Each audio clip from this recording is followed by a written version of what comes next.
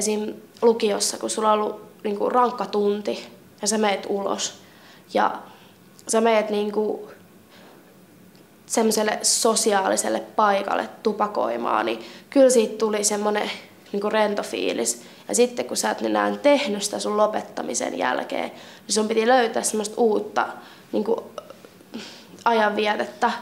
Ja sitä oli vähän vaikea löytää meidän koulussa, niin en mä sitten tehnyt muuta kuin jauheen purkkaa vihasena siellä käytävillä. Ja kyllä siinä niinku ne ekat 2 päivää oli vaikeampia sen takia, koska sä et oo saanut sitä nikotiinia.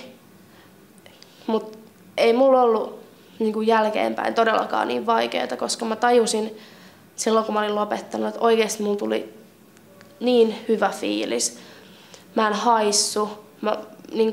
Kun mä aamulla menin kaverin viereen, joka oli polttanut, mä sanoin ihan suoraan, että miten sä pystyt polttaa aamusta.